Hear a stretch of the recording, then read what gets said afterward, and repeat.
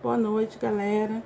Hoje iremos abordar alguns assuntos esses um pouco difíceis de compreensão para familiares. Vamos falar de transplantes de órgãos. Primeira coisa que eu tenho para falar que o transplante de órgãos, ele dá oportunidade ao indivíduo a sobreviver, né? Vocês já observaram, já tiveram uma curiosidade em pesquisar a quantidade de pessoas que perdem suas vidas todos os anos por conta da falta de órgãos? Então, nós temos um problema muito sério no Brasil, né? Que pela falta de orientação à população, acaba se perdendo várias pessoas. Porque eu tenho a condição de morte encefálica, que é a única condição que predispõe a alguns transplantes, né, de órgãos vitais.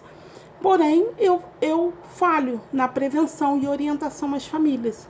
Então, na hora do evento, o familiar não aceita, né, a doação desse órgão. E nós precisamos, como profissionais de saúde, orientar bastante as famílias para que possamos ter respostas melhores num futuro próximo, tá bom?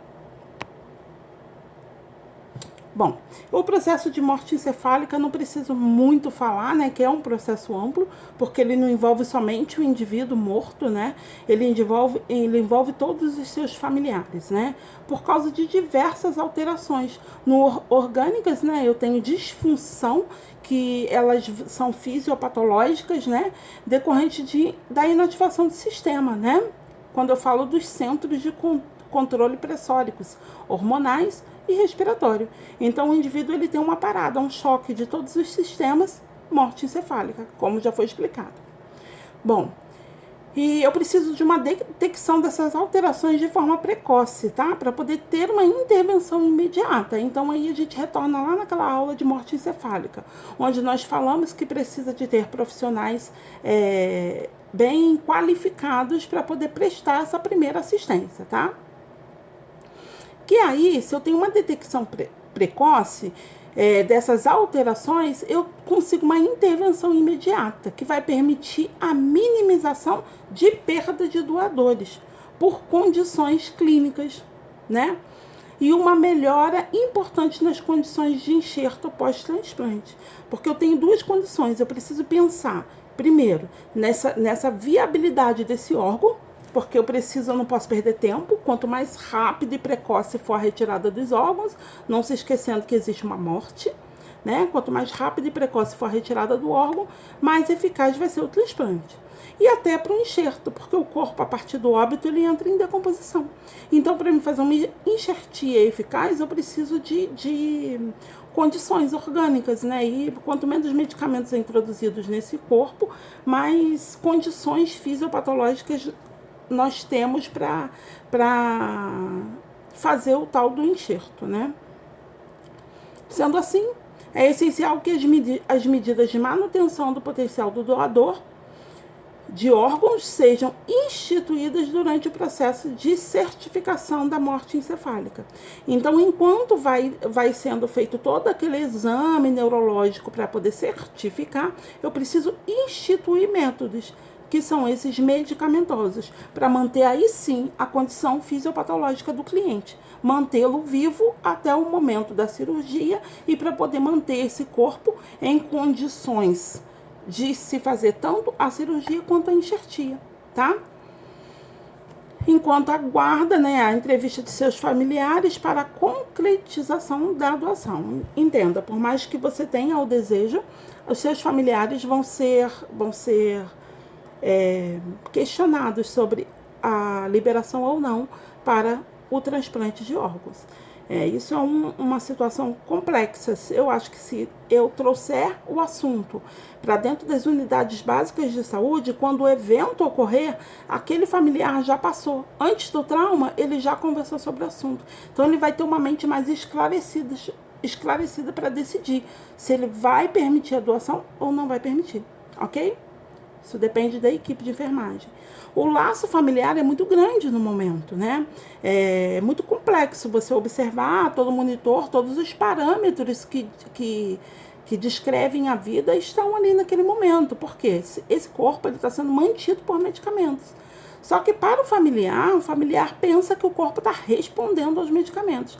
Nós, como profissionais de saúde, sabemos que o corpo já não tem resposta. Aquele coração está batendo porque ele está sendo invadido por medicamentos que estão trazendo essa resposta orgânica e não que o corpo está trazendo a resposta. Então, quais são os parâmetros, né? Os aspectos mínimos e indispensáveis para a manutenção desse potencial doador? Por que ele é potencial? Se não tem liberação familiar, não vai ser doador, tá? Primeiro, a temperatura corporal do indivíduo, tá? Eu preciso manter a temperatura corporal entre o ideal seria maior que 35 graus Celsius e ideal entre 36 e 35 graus Celsius, que seria a temperatura normal do nosso organismo, né?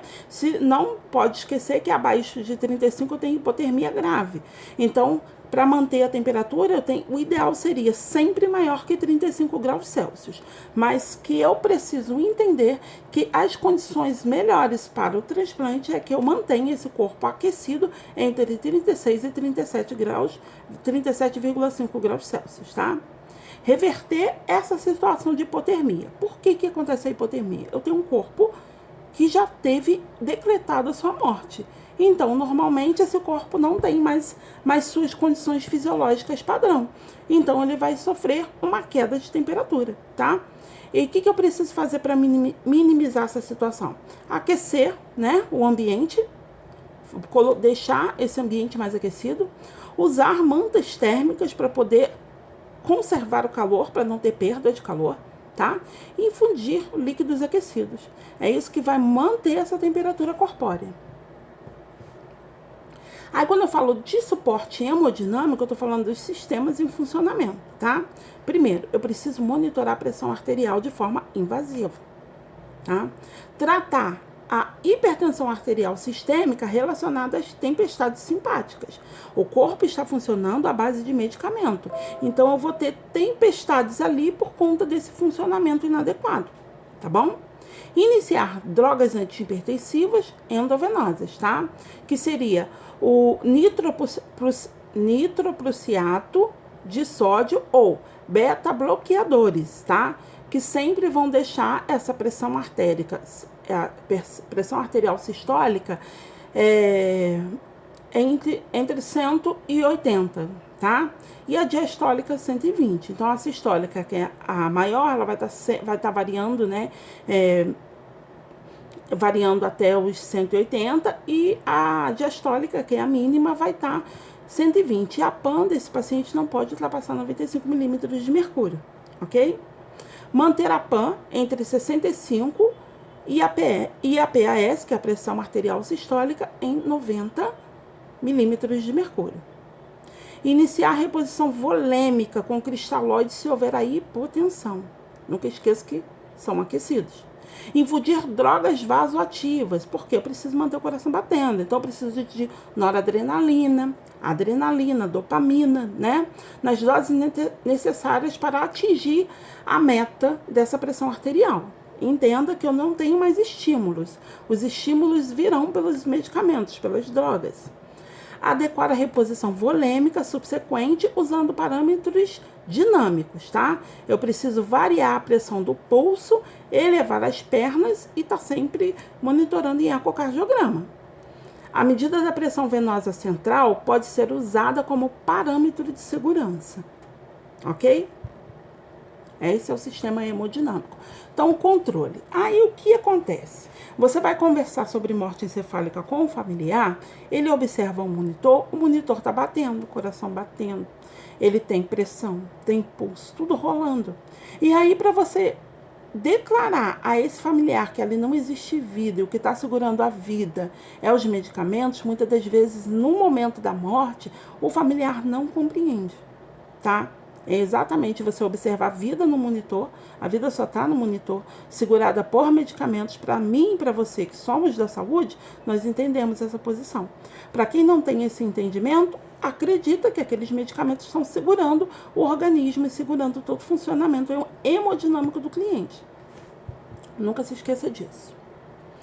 Eu preciso ter cuidado com as córneas que é um dos órgãos que vão ser coletados, tá? Aí eu preciso utilizar colírios e pomadas, tá? Mas não são indicados obrigatoriamente. Eu preciso manter as pálpebras sempre fechadas e protegida com gaze sempre umedecida com solução isotônica. A doação de órgãos e tecidos. Ela consiste na remoção, né, de órgãos e tecidos de um corpo de uma pessoa que recentemente morreu, que seria o potencial doador ou doador cadáver, ou de um doador voluntário. Aí eu já tenho um doador vivo, né? Com o propósito de transplantá-lo ou fazer um enxerto a outras pessoas vivas. Então eu vejo aí duas formas de transplante, de doador vivo e doador morto, né? Órgãos e tecidos são removidos com procedimentos similares a uma cirurgia e todas as suas incisões, tá? Incisões são os cortes. E são fechados após o término ou a conclusão desse procedimento cirúrgico. Esses procedimentos serão realizados para a pessoa em seu funeral, para que seja reconhecida como doadora e apresentar deformações e cortes visíveis. Então, os procedimentos eles vão ser obedecidos, vai ter enxertia, vai ter o corte, vai ter o fechamento, para os familiares entender que ali houve uma doação. Ele foi um doador de órgãos, tá? Pessoas de todas as idades podem doar, porque eu tenho na fila de transplantes pessoas de todas as idades precisando de órgãos, tá? A idade do doador é menos importante do que o estado dos órgãos do doador. No entanto, é raro serem usados órgãos de pessoas com mais de 70 anos de idade, por conta do comprometimento e do muito uso dos órgãos. Então, o órgão ele já tem seus comprometimentos e inviabiliza o transplante do mesmo. E aí, vocês precisam compreender que de um corpo, quando ocorre uma morte cerebral, eu consigo retirar vários tecidos e órgãos desse corpo morto, tá? Que está sendo mantido sobre medicamento para salvar inúmeras vidas. E aí a gente pensa um pouquinho, né? Será que seria um pouco de egoísmo ou é mesmo a desinformação? Vamos pensar sobre isso. Eu preciso entender que existem 3 tipos de transplantes. Eu tenho transplante autoplásico, eu tenho transplante heteroplásico e eu tenho transplante heteroplásico. E aí eu preciso saber também que existe uma equipe. Quando eu falo em transplante, ela não vai ser feita por qualquer profissional. Existe a equipe de transplante ou a regulação da equipe de transplante que vai vir até o hospital, vai fazer a cirurgia, a coleta de todos os órgãos e tecidos desse potencial doador e encaminhar em tempo hábil para o transplante. Esse receptor vai ser internado imediatamente para fazer o transplante o mais rápido possível para não ter perda, ok? Então vamos entender. Aí eu botei uma foto, né? Porque o fígado, você consegue fazer um transplante e o fígado ele se regenera, tá bom? Vamos lá. Transplante autoplásico, também chamado de autólogo. É aquele que as células ou tecidos de um indivíduo de um indivíduo e os transplanta para outro local do organismo do mesmo indivíduo. Então eu tiro um pedaço de pele, faço uma enxertia, tiro um pedaço de pele, passou por uma queimadura, tiro um pedaço de pele da região das nádegas e pego esse pedaço de pele e faço um transplante no mesmo indivíduo, ok? Exemplo, retirada da veia de safena, implantada nas córneas. E é implantada nas córneas. Transplante heteroplásico é aquele transplante que transfere órgãos, tecidos ou células de um indivíduo para outro diferente, coração para coração. Esse é o tipo de transplante que eu preciso da morte encefálica e do potencial doador. Transplante heterólogo. Órgão e tecido são transplantados de um organismo para outra espécie diferente.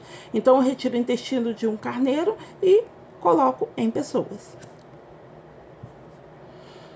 Aí, eu peguei aí como um exemplo o transplante de medula, né? E aí tem todos os detalhes, né? A coleta, a análise, a busca do doador compatível, a coleta das células-tronco e o transplante de medula óssea. Aí estão todas as informações que são importantes, tá? E eu acho bem interessante vocês lerem e até fazer uma pesquisa mais intensificada em cima desse tema.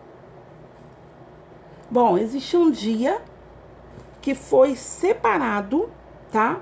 Para comemorar o Dia Nacional da Doação de Órgãos.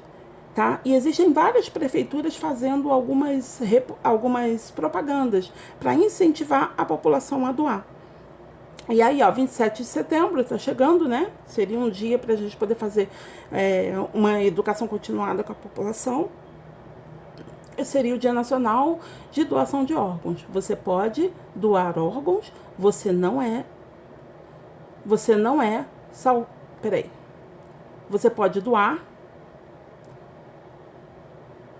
Bom, não consegui formar a frase.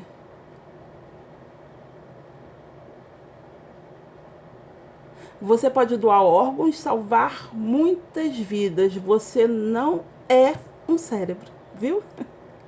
É porque embaralhou. Então, achei muito legal a ideia, tá? E é um quebra-cabeça, né, para mostrar, e acabou me pegando também. Porém, tem várias prefeituras fazendo vários tipos de propaganda, que é muito interessante, em cima dessa parte, né, para ver se a gente consegue eliminar essa fila de doadores, tá? Achei muito interessante essa notificação, tá? Nós temos, por ano, uma notificação de morte encefálica de 3.931 pessoas, tá? Doadores elegíveis, aqueles que poderiam salvar vidas, 2.600. 1.331 são doadores não elegíveis, não estão em condições clínicas para doar, tá? 2.472 42 famílias não aceitam as doações, tá? São doadores de outros órgãos comprometidos, recusas familiares, recusas de equipe de captação, paradas cardíacas antes da captação e não específicas. Então, tem várias situações que deixam esse paciente inativo para a doação. Entre elas, a maior, que é a primeira barreira, é a família, tá? Dessas 2.600 pessoas, eu já desclassifico 2.472 por todos esses sistemas, tá? 56, os corações provenientes de outros estados. Estados que enviam corações ao Paraná, que está falando de somente uma cidade, tá? Santa Catarina, São Paulo e Mato Grosso. 165 transplantes de coração no estado. 19 corações enviados a outros estados, tá? Estados que recebem corações do Paraná, São Paulo, Rio Grande do Sul e Distrito Federal. 3.931 mortes encefálicas anuais, toda a estatística em cima de um único estado. Imagina só em cima do Brasil. E aí eu coloquei algumas fotos sobre a equipe, né, que chega para o transplante, faz o exame neurológico, refaz o exame neurológico, sendo constatada a morte encefálica, vai para a cirurgia, faz toda a parte de transplante de órgãos, tecidos e células e, em seguida, essa equipe, imediatamente, uma outra equipe está no aguardo dos órgãos e já vai direto para o local da recepção dos órgãos. E aí, aqui fica a nossa primeira parte de aula, tá? Vou passar a aula, mais material complementar, e depois a gente vai falar das IRAs, infecções relacionadas à assistência. Até já. Beijo e até o próximo encontro, daqui a pouquinho, hein?